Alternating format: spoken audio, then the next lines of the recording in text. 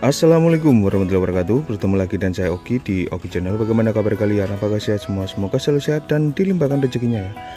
Oke guys, di kesempatan kali ini untuk selada hijau kita sudah berumur 40 hari. Sangat terlihat cantik ya. Selain rimbun dan cantik, sederhana.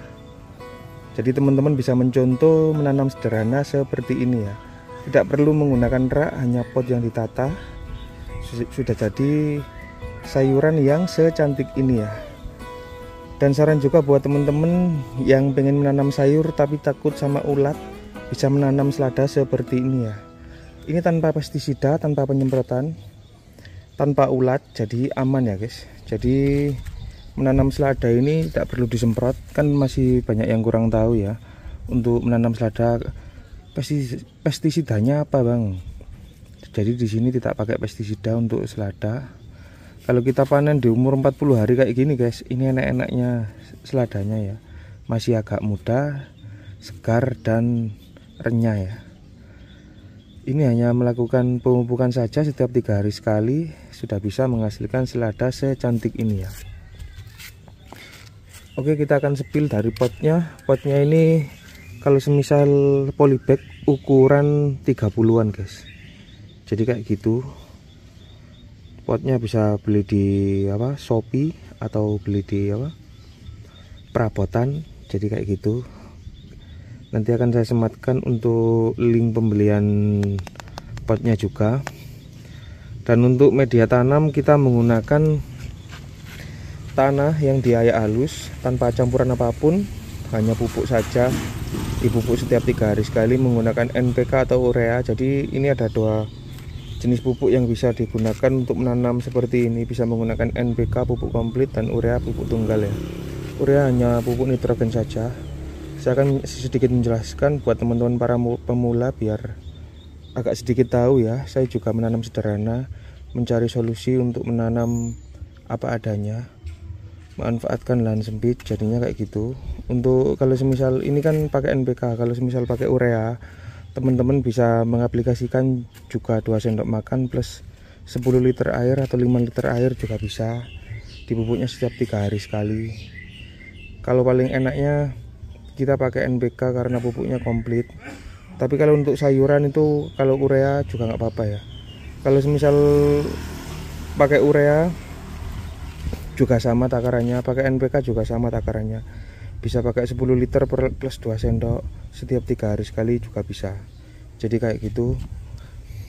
Untuk penyiraman air, kalau semisal di tempat teman-teman itu pewanas banget, biasanya itu kalau untuk jenis selada kayak gini ya, ini penyiraman 2 kali saja sudah cukup. Karena kalau sudah tertutup daunnya kayak gini rimbun, itu rawan sekali untuk kering ya.